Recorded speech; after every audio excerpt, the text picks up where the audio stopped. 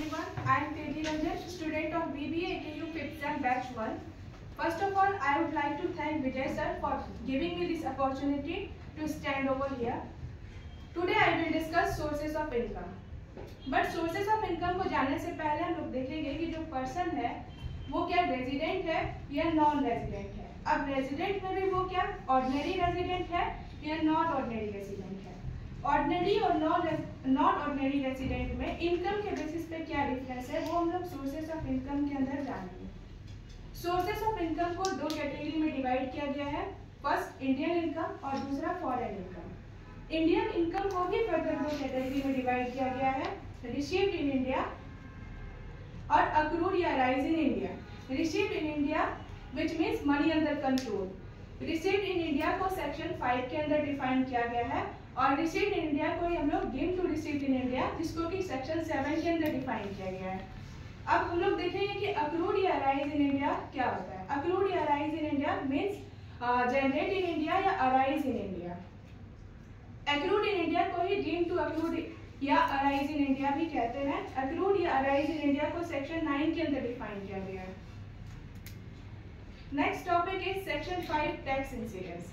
इसमें जो फर्स्ट है income received in India which means money under control. Let's discuss it with the help of example. Income received in India, suppose I am a chartered accountant I rendered my services in Pakistan but whatever the salary I received in India, जो भी salary हमको जो service render किए उससे जो receive हो रहा है हमको इंडिया में हो रहा है, तो ये जो है मनी अंडर कंट्रोल हुआ।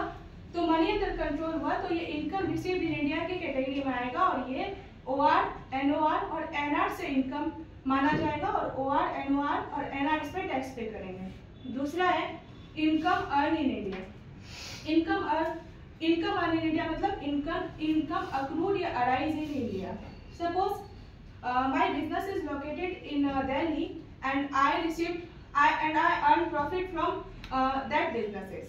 तो बिजनेस तो अल्टीमेटली इंडिया में लोकेटेड है और प्रॉफिट भी हमको वहीं से हो रहा है। तो ये सोर्सेस ऑफ इनकम में जो दूसरा कैटेगरी है विच इज इनकम अक्रूड या अराइज इन इंडिया, इसके अंदर आएगा और ये OR, NOR और NR के एंड से इनकम माना जाएगा और OR, NOR और NR ही इस पे टैक्स पे करेंगे। फिर तीसरा है इफ बिजनेस या profession located outside India but control from India. Suppose my business is located in Nepal but I control that businesses from India। तो अल्टीमेटली बिजनेस को तो हम लोग इंडिया से कंट्रोल कर रहे हैं, तो ये जो है इस पे जो भी इनकम जनरेट होगा वो OR और NR के एंड से इनकम माना जाएगा, NR इसमें इन्वॉल्व नहीं होगा। फिर लास्ट है फॉरेन इनकम। फॉरेन इनकम का मतलब सपोज कोई फॉरेन कंपनी है और उसमें हम इन्वेस्ट किए तो whatever the dividend received from that foreign company will be categorised under foreign income और ये सिर्फ और सिर्फ OR के एंड से इनकम माना जाएगा, NOR और NR इसमें इन्वॉल्व नहीं होंगे। That's all from my side, thank you.